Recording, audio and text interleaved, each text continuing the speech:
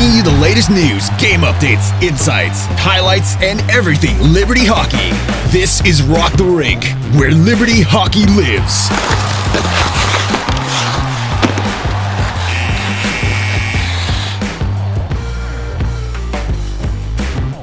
All right, welcome into another edition of Rock the Rink. Glad you're here with us today. We are in the month of May. The heat is scorching down on us in Virginia, which means it's hockey off season. The Flames have already had their recruitment camp.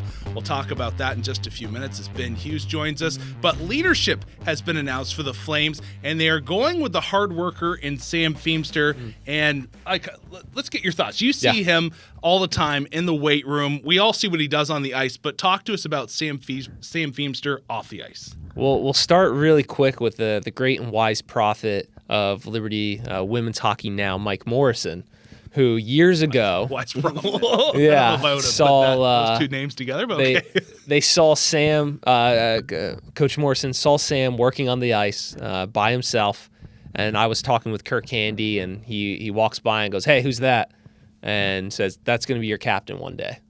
And lo and behold, here it is. Okay. And I've been saving that story for a good one, and there it is. So it is. Coach Morrison of Women's D1 called that one out. I love the pick. I absolutely love it. Sam, from a fan perspective, right, as you're watching in, doesn't always have those flashy highlights that some of our other guys do, right? Just kind of is what it is. But the true fans, right, if we watch that Adrian game at Nationals, who was scoring the goals? Who was on the ice, right? During a gritty, hard-fought battle type of a game. And from a coaching perspective and from a player perspective, you always have those guys that just grind and work hard and kind of live it truly. And Sam is absolutely that embodiment of every single day I'm going to outwork everybody else. Not because I want to be the guy mentioned on a podcast for outworking anyone, but because, man, I have this opportunity to honor God with the gifts and talents that he has given me, and I'm at this unbelievable school playing for this team, and, man, I'm just going to give absolutely everything I can. So when you have a leader like that, somebody that people like, shoot, all right, this guy's outworking me again, or just like walks the walk himself, man, that's going to raise everybody up with him. It's incredibly exciting, and I'm so happy for him. Yeah, definitely. Obviously, I think hard work is something that always comes to mind when you think of Sam Feemster. Yes. Right? I remember going back to his rookie season, Kerr would mention, would see guys walking through the hallway. Sam was one walking in the gym. He's like, easily the hardest worker on the team right now. Mm-hmm. And I was like, okay. And so, like, obviously, I think that is going to kind of like how Matt Bartell, and I even say Colin Baird too, the kind of leaders that, hey, come with me type of leader. Like, I think that's the kind of leader Sam will be. He'll lead by example, and will showcase that on and off the ice. And I think, too, like, I think Sam, for him, just not to put a ton of pressure on himself, because I think this will be a breakout year for Sam. Yeah, right. We talked about it multiple times. We saw on opportunities he scored this season, because obviously I believe he ended the year with 12 goals, and you could see the goal scoring ability in him. But coming into from where he played in the North American Tier 3 Hockey League, I'm pretty sure not a lot of people realize this. I didn't even realize this too until looking into all the recruit stuff. Yeah, Sam had 70-plus points in his final year there before he came to Liberty. So, like, he definitely has a knack of lighting it up, and I think his two-way game will be huge for Liberty in providing that depth that they need. Yeah, and I think it's really cool to see, like, that validation come from within the team, too, because it's a big storyline all year that he's a hard worker, he does this and that, but then to see the guys in the locker room be like, yeah, he is like that, you know, we see that day in and day out, and we want him to be the captain for this team. I think that's really cool. And then just going back to what you guys were saying, I think it was last year I was working a lacrosse game, and it was like blazing heat. I was like on a camera or something weird, and I thought I saw a lacrosse player like on the adjoining field, like just working hard out on the field. I was like, oh, you know, it's nice, lacrosse player out in the sun. Then I walk by, I was like, no, that's Sam Feemster, like out here in the really cool. heat. Like, I don't know what he's doing. He's just training on the field. And that was the first time I was like, man, you know, that guy's a hard worker. And then you've just seen the way he's taken off this year. It just really speaks testament to that. I don't think there's anyone that I've ever come across that would tell you he's not the way that he comes across as. Right. So it's been pretty cool. And I'm going to go back to you. you interviewed Sam this past year. Yeah. Did a feature story on him and his pops as well. Mm-hmm. Like, is there anything you pull from that interview process where you're kind of like, okay, I can see the leadership in him, but also like the wisdom that will come down from his dad that'll help him out? Yeah, I loved talking to his dad so much. Like, such a great guy. And it was actually pretty cool at the select camp this past weekend because his brother was playing in it too. His dad was out there in the crowd watching with his mom and, Cool. getting to see both their sons on the ice. But, yeah, I just think that you see that trickle down. That was such a great interview that I had with his dad and talking about how, like, he wasn't the biggest guy, the strongest guy, but, like, to make it in the NHL, he had to put in the hard work. Right. And even when he retired and he opened up all of his Little Caesar shops, he still had to put in the hard work to make that happen. And, Sam was just saying, that I've watched that growing up. I've watched my dad, be such a big part of the community and, like, literally never stop. And so that's what's taught him to be the player that he is. And I think that you've totally seen that. And, he said coming to Liberty, I knew that I was going to be a third line, fourth line guy, but I'm just not going to stop working until I get to where I want to be. And I think it's pretty cool to just see those results happening pretty quickly for him. Yeah, that's awesome. It kind of takes me back. I was just doing the math in my head. He reminds me a lot, and this is like 18 years ago, of Zach Bauman. Just the work ethic. Like, Zach was offensively talented.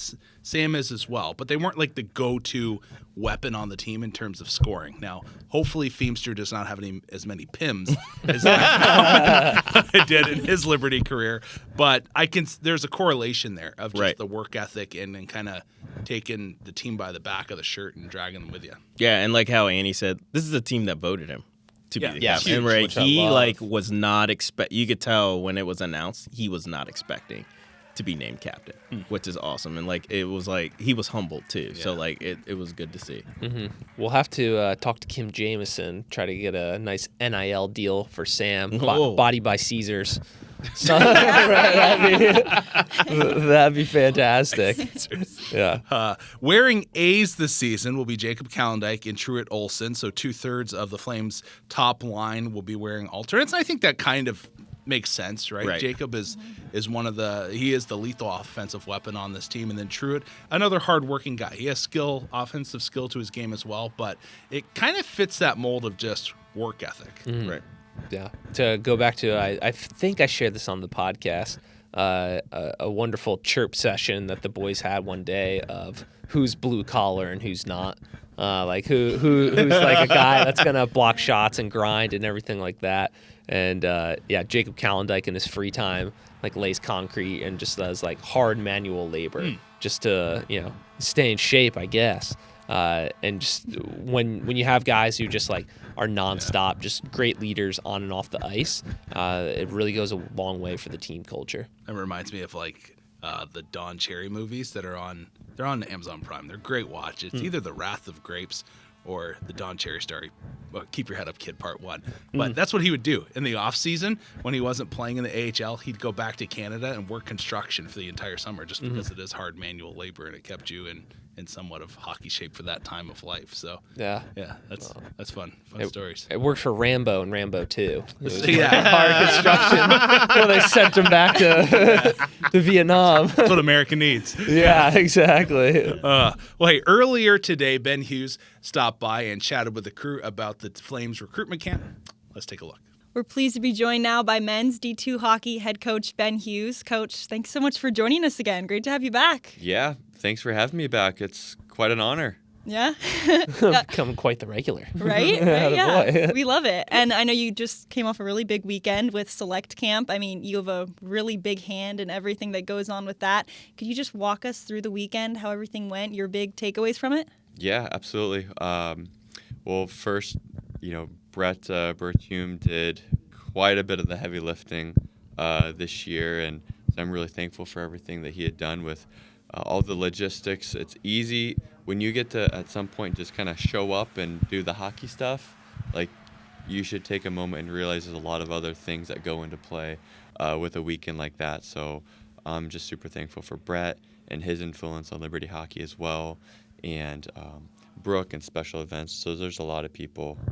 So it was awesome. And the women's prospect camp is going on at the same time too. So there's a lot of moving parts. So a lot of busy people. So I was really grateful that they made it easy on us.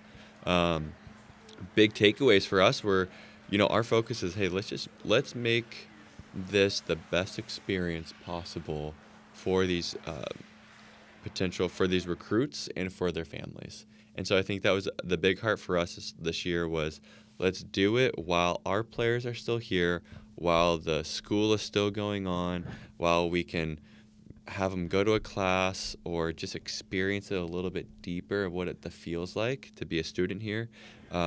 And actually, one of the biggest ones I thought was being able to go to convocation too. Mm-hmm. Like that is something that we still probably always take it for granted now being here for years, but I remember the first time I walked in and that moment was, man, okay, this is where I want to be, right? So having that wow factor was huge. And so, yeah, it was a great weekend. Just to, maybe tell some stories in contrast. Your prospects camp weekend. We were talking a little bit before here, maybe an injury going on for you, but just kind of talk about the growth and how it's all kind of come together a bit. Yeah, I'll go full circle on you. My good friend, Dr. Jeff Lowe's, is still trying to help me with the issue 10 years later. I think it's just my probably lack of commitment and laziness to just nip something in the bud right away like we talk about. But, I was doing some lap pools down in Jacksonville, Florida in 2014, so 10 years. Yeah, there we go. Just doing a nice lap pool, maybe tweak something in my shoulder blade. I don't know what happened.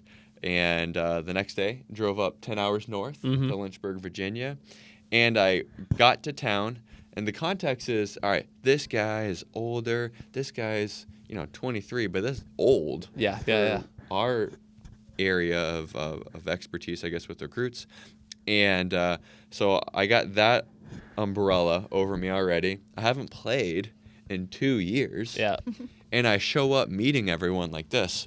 I was going to Ben Hughes. Like, I can't move. I'm stuck. I'm stiff. And you eventually, open up a little bit. But I remember so Jay Cannon was here at the time still and running the decor. And I remember asking him like, hey, just, I haven't played for a while, so just keep that in mind. But, I'm going to need to knock some rust off, but it'll get there.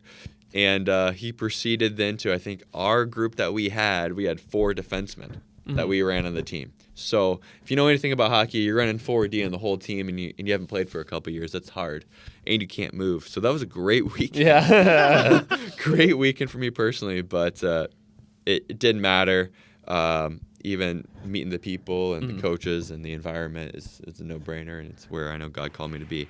But full circle, man, it's cool to tell stories like that to even other parents or the student athletes or their prospects too, or even what our journeys were like in junior hockey, or like how do you discern peace and like where is God leading you through this? I'm like, okay, well, I can't tell you what that is, but here's how I had peace about a decision 10 years ago, and it may not have looked like a successful or right decision from a worldly perspective, but from an eternal perspective, I think it was a win, right? And it was a success. So helping, I think, journey through some of these young men and their families just to figure out that discernment, wisdom, and just the peace of where the Holy Spirit's leading them to go.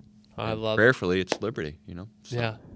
To highlight and touch on a few things you mentioned, just to reiterate how much work Brett did. It was insane. Just the weeks leading up to it, that week, he was just flying around. And then also John Simba, equipment manager extraordinaire for men's D1. That guy was flying around. So those two were a huge part of it, along with Brooke, the special events staff, as you said.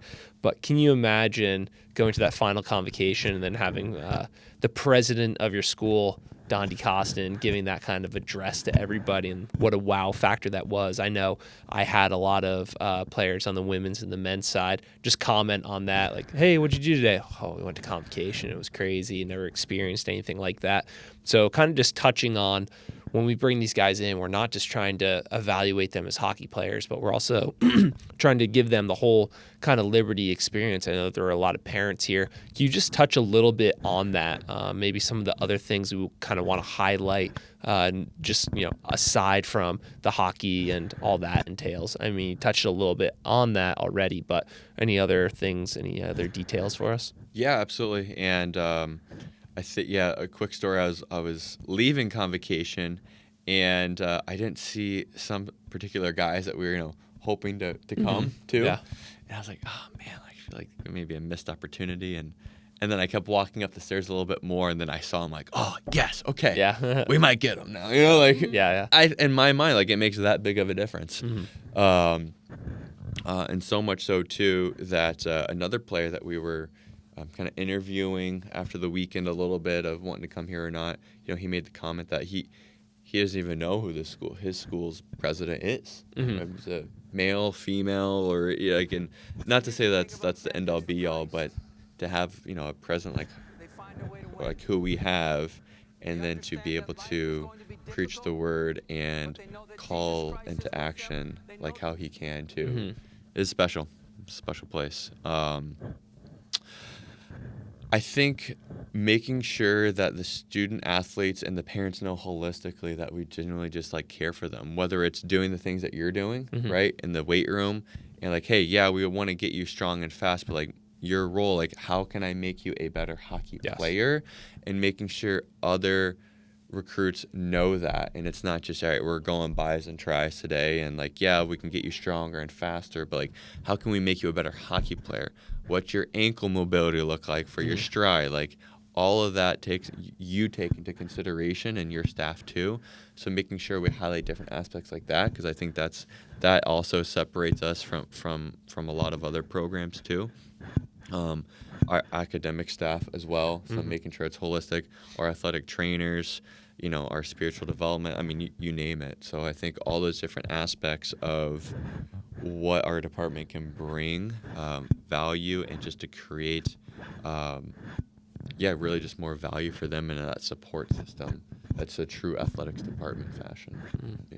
Yeah. Talk a little about the off-ice component, because I know that's something we haven't done consistently in the past, but now I think it's now becoming a big part of the select camp process, and then especially not just with the men but the women. Start talking a little about just that adds an extra element, but then also helps also just kind of showcases all the things that Liberty has to offer.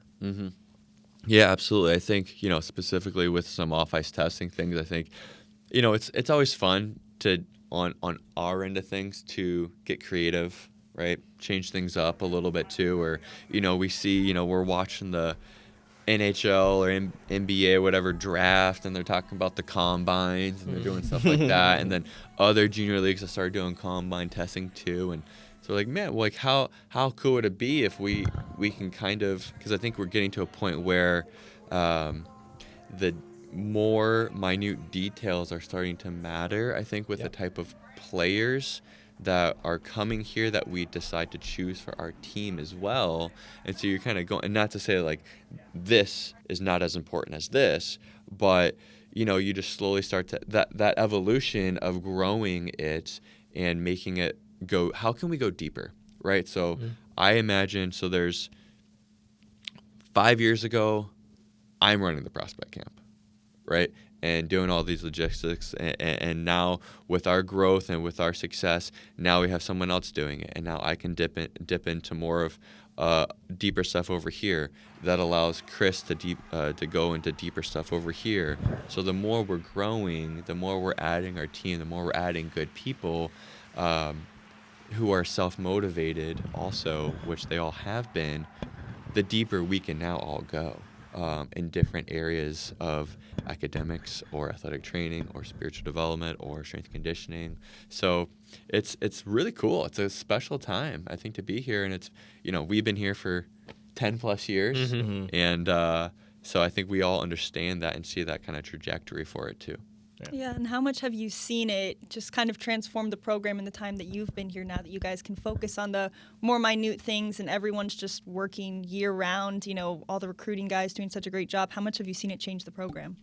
Yeah, well, like I said, I think it just allows us to go deeper, and it allows us to realize, how can I focus on my strengths? What are my strengths? And not to say you got to ignore all this other stuff you don't enjoy doing, but how can we really step into our God-given strengths and okay, who did God create me to be? What are some natural tendencies or natural strengths that He's kind of blessed me with?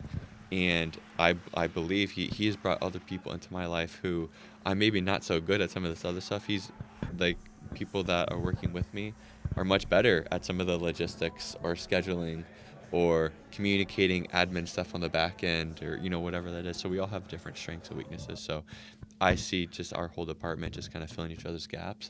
But I also think it's when you just, sometimes you're presented with a good person and you just want to get them in the door. And so I think that's what our department does, and leadership does a really good job of, okay, how can this person is really good and we don't know what they're going to do, but we're going to get them something. And then, 2 or 3 years later, they're in their wheelhouse, so.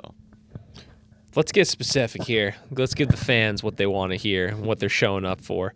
Who looked good out there on the ice, and who are we fired up for? I know we'll, do a rundown of recruits and stuff at some point, but just wondering in your head, like, hey, this guy showed up, really impressed us, and let's get nitty gritty here. Yeah, I'm not sure if commits are public or not, so I'm not sure how far along I'll go on that end for Kirk. I'll let him speak on his behalf. Yeah. But I know that I think one of the forwards that stood out from a recruit perspective, coming from all the actually a really long travel day, but Liam Hawksmith was, he jumped out big time, and I think we were really excited to get a guy like that. So hopefully we can continue down. Hopefully Kirk doesn't mind me saying that, but I think he's a guy that jumped out to everybody. So I'll just, address the elephant in the room there, but, had a long travel day. Coming from my old stomping grounds, why not, my not? Yeah, hey-o. Yeah. But he had a nice long travel day to get here. I think he went Minot to Denver to Chicago, and Chicago to Roanoke maybe. So, but another thing where Brett steps up and just hits a home run with just getting all the logistics figured out, and that's just one aspect of 75 parts of the camp, if not more. So a lot of defensemen were here too. So I'd say on the back end, it's more. I'd just say more depth. We're probably looking at, maybe there was probably 4 guys that really could maybe make a difference or be in that D1 category, but it's also at the end of the day, what are the needs? And, they only need, maybe one guy. But, the heart is, and obviously I'll put my D2 hat on now for a second too, with, aspects like that, is hoping and praying that that Liberty is such a, the Holy Spirit does a work in them that shows like, hey, if you want to be at Liberty for the right reasons, great. And if you don't want to be at Liberty, that's okay too. But just hoping that enough guys choose Liberty because it's Liberty, and they're saying, hey, whether I'm D1, whether I'm D2, whether I'm D3, I just want to be at Liberty University. In my perspective has been, whether they make a team that they want to or not, those are the people that are usually having the best friends, doing usually the best in school, having the best friends after, the best experiences, because they were all in. They wanted to be here for beyond hockey. So hockey's important. Hockey gets them in the door and gets them interested.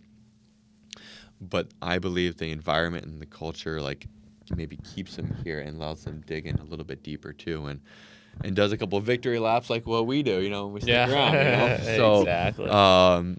And help our house prices go up, a little bit in town too. So, but yeah, I would say hopefully I'm not trying to avoid the question, but I think that would be my hat, is hoping that the guys that maybe it's a maybe for D1, we're not sure yet. It's, hey, let's take a couple months down the road, let's continue this journey, or it could be a tryout answer.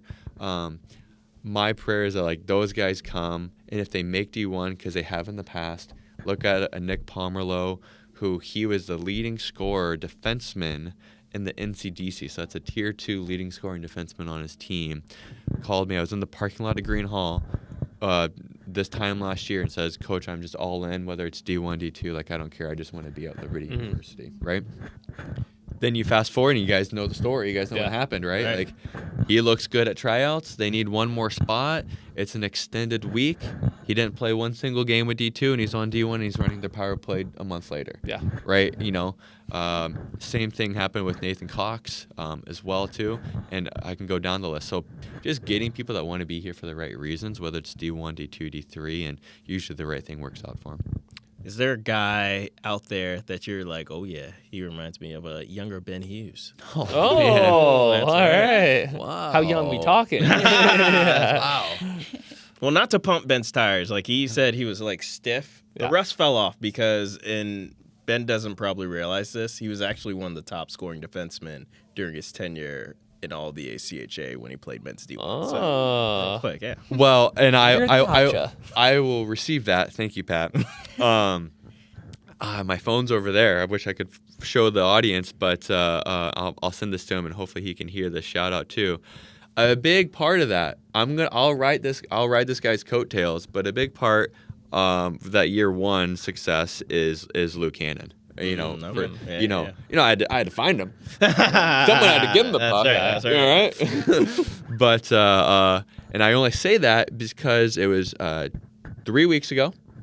I saw Luke Hannon at the Charlotte airport. No. I don't think I told you guys that. No. Yeah, I'm just we're carrying on our lives, just walking. We both look up. Boom. Luke's right there. I'm right here. Yeah. What's up? Big hug. Haven't seen each other in years, and it was a special moment. We kind of had to bolt fairly quickly, but we tried to sit in that moment for a couple of minutes and just connect. But unreal. yeah, it's cool. Yeah. It was really. He was on his way to the Masters. Oh, all right. Good for him. Yeah. So, Pat, maybe this is, I don't know, this is a humble brag that I'm saying. I'm not really thinking about myself when I'm watching, so it's not really in my, others oriented, but no, I guess maybe I don't know how to answer that. I would say Dumping them. Yeah, I would say I wasn't 6'3", but I would say Colin Barrett and I probably had a fairly similar game. Oh, Okay. Maybe in terms of just steady Eddie, puck moving, D-man maybe. Yeah. But yeah, I've never really thought about it. That's a good question. All right. Well, I'll circle back to you on that. Yeah. You have all summer to think about Yeah, it. that's great. Yeah. Yeah, well, that's great. On your next appearance, we're expecting an answer to that. But yeah, thank you so much for joining us, Coach. An exciting time. So yeah, thank you so much. Awesome. Well, thank you, and you'll probably get into it, but shout out, thank you for everything that you've done for Liberty Hockey over the last couple Thank years you. too. Oh, yeah. I genuinely feel honored that I get to be on your show. That's You're- just, yeah. Yeah. So thank you. Of course, thank you. Always great to have Ben Hughes here in the studio to chat with him. Flames so far have 6 officially locked in. We've already talked to you about Tucker Shields, Maguire Ratzliff, and Mike DeBrito. But now coming in, 3 new ones have signed since the recruitment weekend. And you mentioned it, the brother of now the captain, Joe Feemster, comes in, 5'11", defenseman, not a forward like his brother, a defenseman. Played 2 seasons for the Helena Bighorns in the NA3 and had 11 goals, 41 assists, 52 points in 97 games. So you guys had the luxury of being able to see some of these skates. What did you notice about him? I think the biggest thing about him, just like his brother and dad, hard work ethic is in his DNA. It's like how we've talked about Nate Cox and his family, like the pedigree that comes down. Like it's just they're built that way. Like I'm gonna grind, I'm gonna work hard, I'm gonna play my role too. So like I think for him, great addition. He will push, I think, that D-core, even if he's not in the top 2 pairing or the top pair as one of the top 2 D. You know what you're going to get every time he comes on the ice. He's going to work hard, and he's going to make it hard on the opposition, and he'll push the rest of the D core to work hard as well. I'll stay in my lane a little bit and talk more off ice versus the on ice stuff. So prior to our prospects coming in, we were going to run some off ice tests, and I had part of our leadership group now, Truett Olson, do things because he's our fastest, most explosive player that we've had in a recent history for the Flames. And so with this particular group that our recruits were in, I told them, hey, if you want to be the big dog, here are the numbers that Truett Olson hit. And to watch all of these guys compete and compete and compete in something where like there was no award that was going to be won, right? Like the coaches weren't in there. It wasn't make or break or anything, but just the competitiveness that they had to try to beat somebody else or just, beat their own records. That was extremely exciting. And so all the guys that were, have already committed to and then have committed to after this weekend will all have that, competitiveness to them. And when they have that off the ice, man, it can only, be multiplied or more exponential on ice when they're actually playing, the sport they love versus just jumping next to a tape measure line. So from that perspective, extremely exciting. Anybody compete with Olsen? So McGuire, Ratzliff, Mac, and then Mike DeBrito, they could fly. I'll just word it that way. Yeah. So nobody beat Truitt in a sprint. You're going to have to be really special on a really good day to beat Truitt. But on the final hour, and I haven't told Truitt this yet. I'm going to have to text him, but old Mac, out jumped him by 3 inches. Wow! On a triple broad jump, very impressive. Yeah, I will exciting. say he really stood out to me after just watching the skates. Like I believe it. He stood out on the ice, so really excited for what he's going to bring next year. All right, good. Fun. Moving on to the next one, forward out of Brentwood, Tennessee, 6'1", Kyle Essemacher, played mostly with the Mercer Chiefs in the NCDC. When you look at his points, just under 40 in 53 games, has played in the NAHL as well for the Maryland Black Bears. What does he bring to the table? I think he'll bring a physical element, right? Like, obviously. And I think, too, this is a guy that the Flames have wanted for, feels like a while. Like, he's come to campus, I believe, multiple times over the last year and a half. So now, like, finally getting him locked in and committing, like, it'll be interesting to see, like Kerr said, brings a good work ethic as well. So help with the compete level on trying to make it in that top 9. But even if he's not, we've talked about it with those really top 5 teams. You looked at their depth of scoring and the depth that they have, right? Like, that's what he'll help provide as well. Like, he'll help provide good depth for this team. Yeah, and I think from watching, he has a great shot. He made a couple plays out there that just made you go like, wow, who is that? And you had to figure out who he was for a couple seconds there. But yeah, so I think a two-way player. He's going to be really physical, like you said. Also, I heard he's really good at playing the viola and the piano. I know that we've talked about like multi-sport athletes. How that? I mean, does the instruments? Does that translate well in hockey? Well, I could word it this way: the last instrumentalist to graduate Liberty would be Hunter Verostic. So, just saying, Hunter could shred the guitar, just as a heads up there for everybody. I will say on that standpoint, though, it speaks to their discipline, because you're not proficient at a musical instrument unless you take great care in practice. I like that. Yeah. That's a really good point. I never thought of it that way. No, it really is. And I think, too, like 6 of my kids? Yeah, 6 of my kids play piano, right? So I just know the ability to be able to process multiple things at once, too, with both hands, just how your brain has to be able to compute so much at one time, I think speaks volumes. Like, it's big. Thanks, Mom and Dad. I can't play it. I can't either. I know. Yeah, it's all starting to make sense now. Yeah. All right. Last but not least, Brad Barker from Goodwood, Ontario, played his last 3 years in the OJ. He had 14 goals, 38 apples, and 133 games. He played for the Markham Royals. He has some. He also played in the GTHL for a little bit too, which I noticed on his Elite Prospects page. Toronto Patriots and the Wellington Dukes. Yeah, another team he played for, Rhett. He played for Canada's national U18 softball team. Oh, really? Yeah, he went to what does it say? He went to like the Pan American Championships in Colombia That's last awesome. summer or something. So random fact, but he's good at softball too. The boys are going to be fired up for intramurals.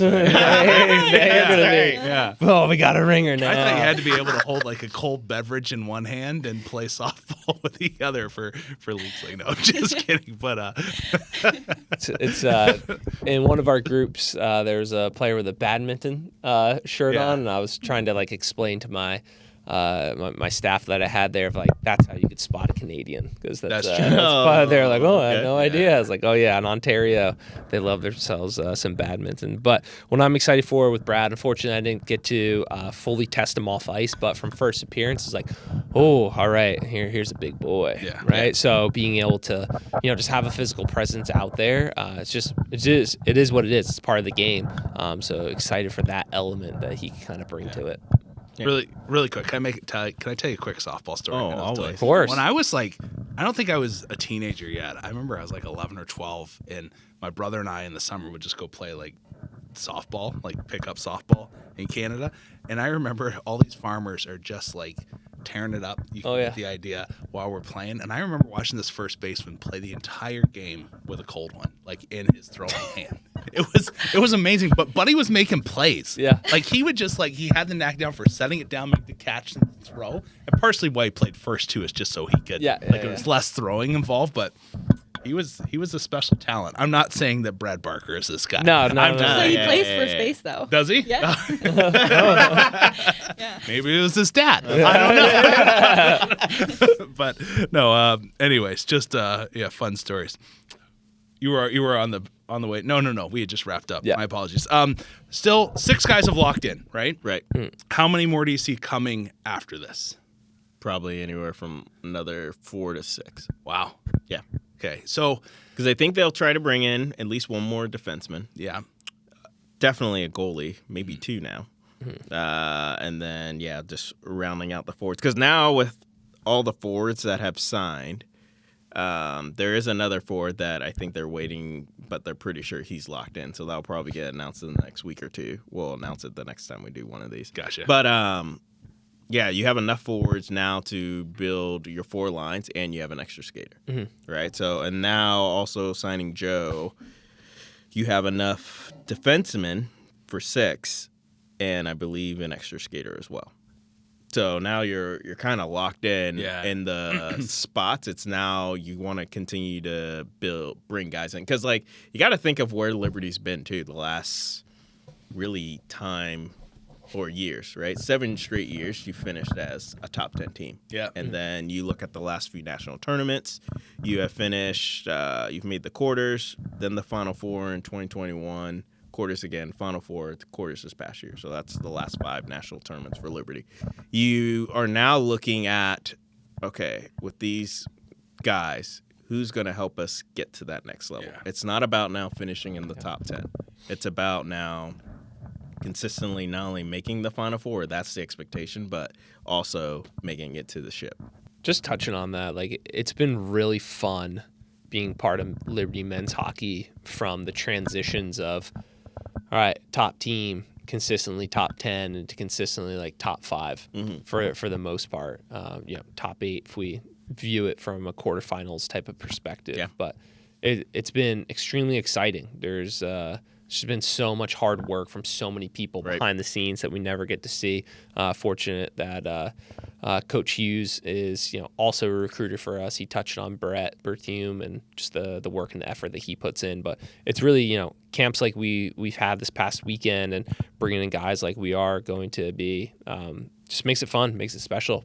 Just as you were saying that, it's fun to kind of reflect on these last 10 years that I've been part of this team. When you look at this class so far for the men, is there a word that comes to mind to describe them? Honestly, I think kind of probably you could say hard work. I think, which probably shows why they picked their leadership the way they did. Right? I think those guys all fit the culture that has been created and want to build on the team. Like, I think for Liberty, I think that's what they're hoping, even if they may not be the most talented team on the ice. They're hoping to be, hey, we're going to outwork the team that we're playing against this year. Yeah, and it's a pretty big task, too, because you think about all the guys that have left. I mean, building a new culture. I mean, I don't know what the coaching staff, if they want to, keep the same thing they had, if they want to really change it up this year. But, off-ice stuff is huge just with the amount of guys you have coming in. This new class is really going to define what this team is like for the years to come. Yeah, the word that came to my mind was foundational. When you bring in this large of a recruiting class, you really have to build on and continue to build with them. But foundational way of we could either build this year a great foundation for the future or a rocky and a shaky one for the future. So it's going to be a tall order for the coaches and for our leadership just to, make sure everyone from the onset and moving forward is on the right page, just doing what we need to do as a program. So yeah, either going to go really well or really not so well, but I'm pretty optimistic. Yeah. The hard work doesn't surprise me in the sense that, if you do an NHL comparison and you look at teams that win the cup, if there's a team that has a bit of a different mold, it'll be replicated for a few more years. So when St. Louis won it several years ago, they kind of won it off grit and heart. And so some teams tried to replicate that for the years following.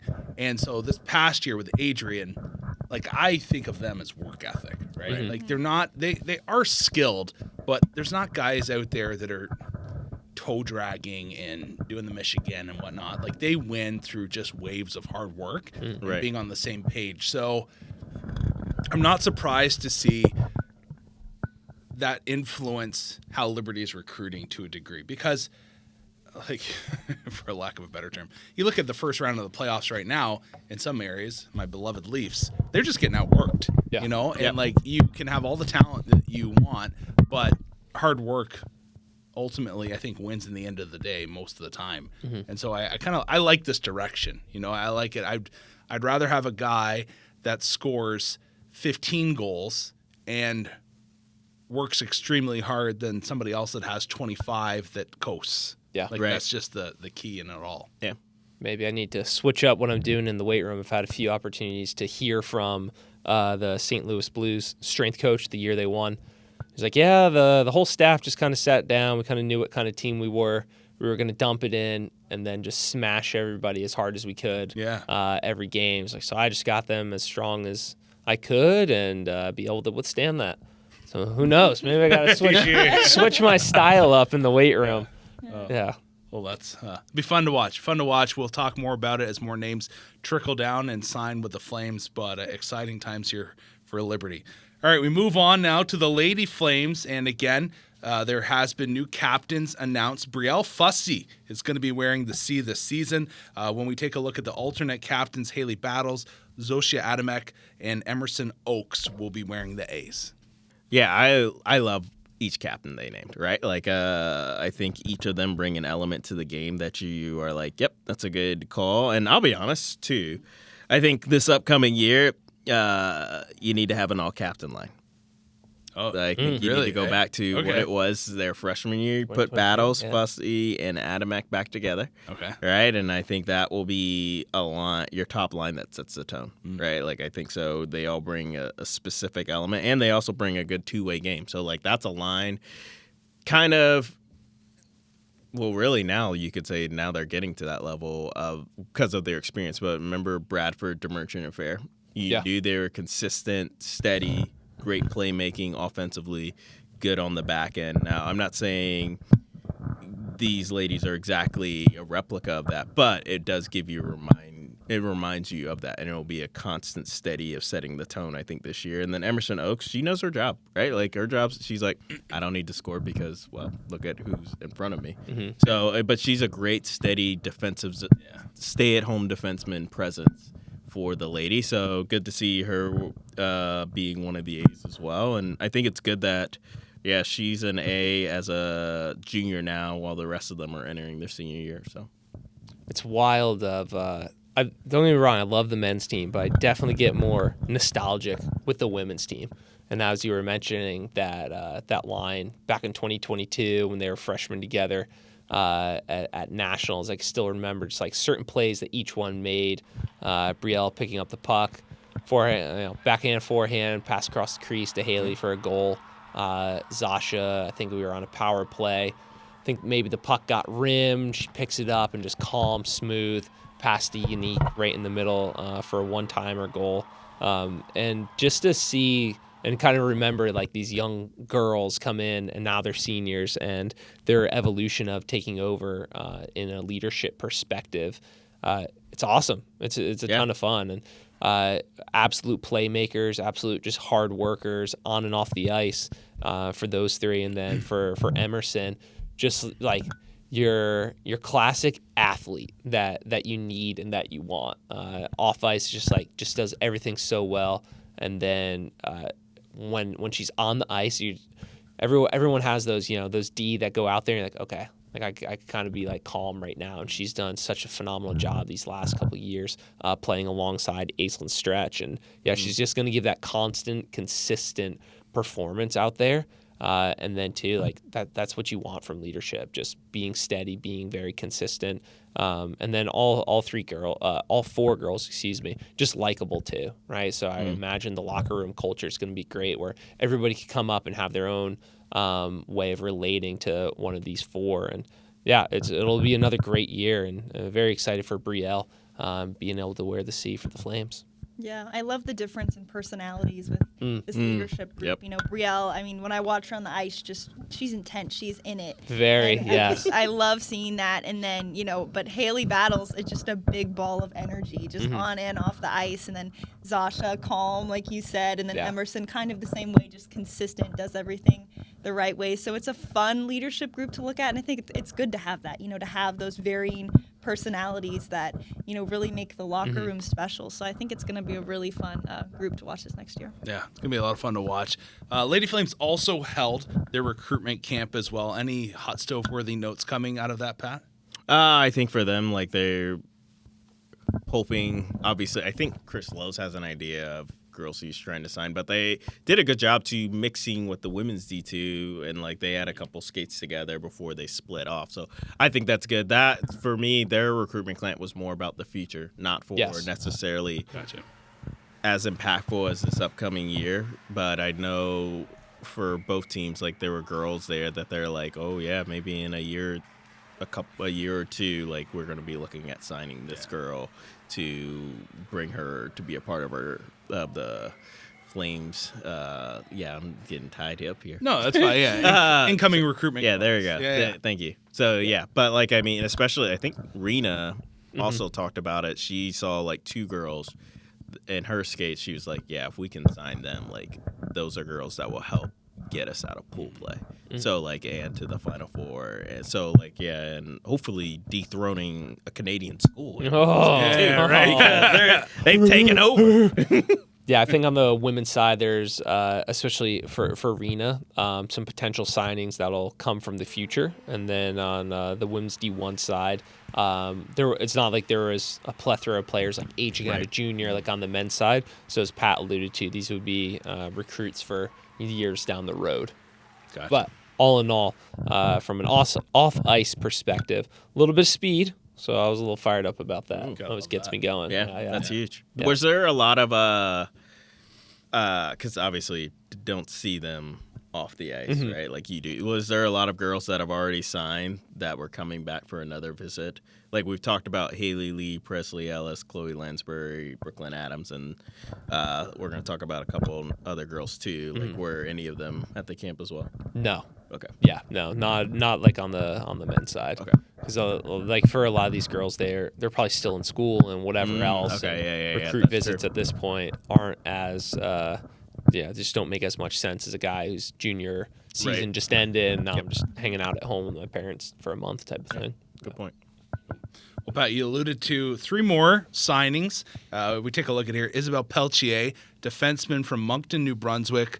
They say she's a smooth puck handler, good passer, 9 goals, 11 assists in 38 games in the MMFHL. Made the rookie all-star team in her first year in the Maritimes Major Female Hockey League. Yeah, I think for them, that's what you want, right? You want a defenseman who you can see she has the ability to put the puck in the back of the net, but also when you got smooth hands, if she is, let's just say, the equivalent of going to the men's side, Sam Turner, right? Like from Ohio, he was the top scoring defenseman the last 2 years in all of men's D1. Yeah. If she's similar, like looks to, I'm gonna get this outlet pass to the right person, and there's a plethora of girls she can get it to. That's all you need, right? So, and if she's got that great soft hands and good passer, like that's what you want. I'm assuming she has to know Christian Garland, being from Moncton, New Brunswick. You probably, just like I've never ever heard anyone talk about Moncton other than Garland. So like, It's not a bad place. Yeah, they have to be neighbors or something. I would assume. There's only 2 people that live there. Yeah. That's The Garlands and the Peltiers. Yeah, exactly. I actually do think they know each other, though, now that I feel like I've talked to. Yeah. Okay, no, it wasn't that. They don't know each other. But when they were down for a visit before this, they just so happened to run into Christian. And they live very close to one another. That's what the story was. So there is some form of connection there. Sounds about right. Yeah. All right, number 2 here, Julianne Lefebvre, versatile 5-sport athlete, much like Annie here beside me. Lacrosse, tennis, flag football, and rugby. Gotta love that. Defenseman from Stony Creek, Ontario, and played for Ridley College up home. So this is we got some interesting stuff going on. There's a lot on this list here. Mental dexterity, I like that. Yeah. Great note there. Oh, yeah. Multiple awards for public speaking in English and in French. That's right. Yeah. So she came up to the broadcast. Rhett and her could do an all French Oh, gosh. one for Whoa, those back at home. all right. Fun. I'd be Wow. extremely rusty. But I It would love come that. back to you. yeah, maybe. Yeah.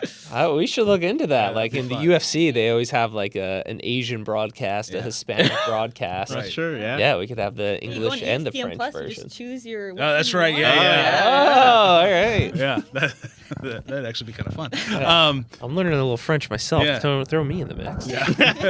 Bring Mark Have him Bordeaux. down on the Yeah. Oh, sidelines. goodness. Yeah, that would be perfect. All right, Stony Creek, Ontario. Liberty University has a pretty lengthy history these days with Stony Creek. Does anybody know this history? I do not. No. Okay. Story time. First ever drafted player in Liberty football history was from Stony Creek, Ontario. Oh. Yeah, now that was to the CFL, but Okay, still. First ever drafted Liberty Flame.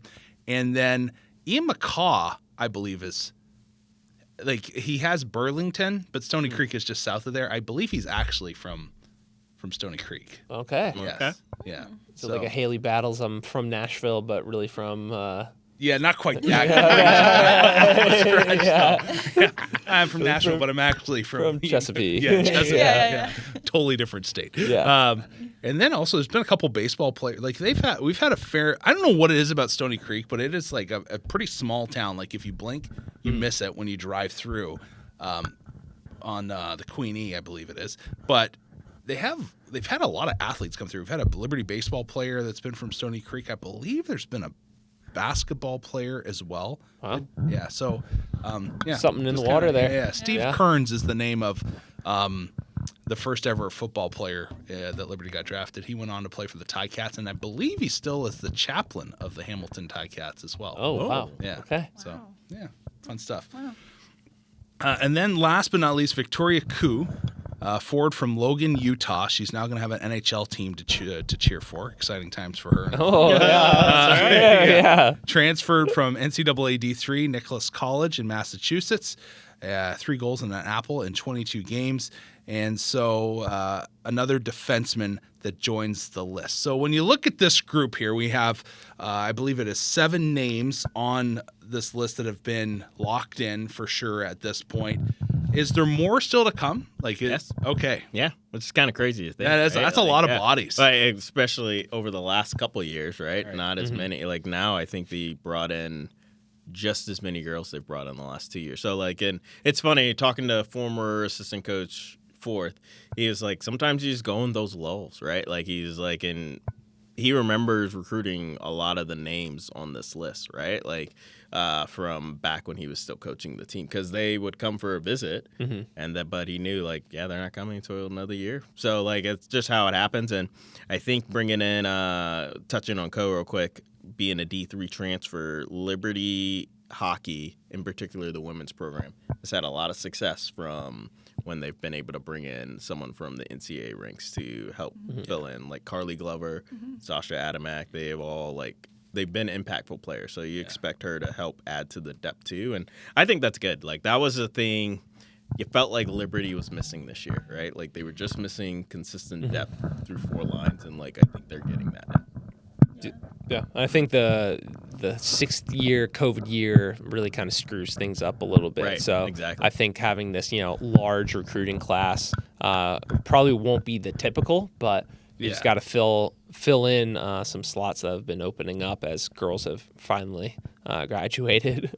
Yeah. And I will say, I've never seen Julianne play before, but if you tell me you can play rugby, you can do anything. Right. I've seen too much rugby and complete faith in whatever she can do. Complete Our, faith. our last women's rugby player would be none other than Aislinn Stretch. Oh, so yeah. Which give is you a funny little because idea. that's the player comparison they made to. Oh, all right. Yeah, Right. so it worked Makes out. sense.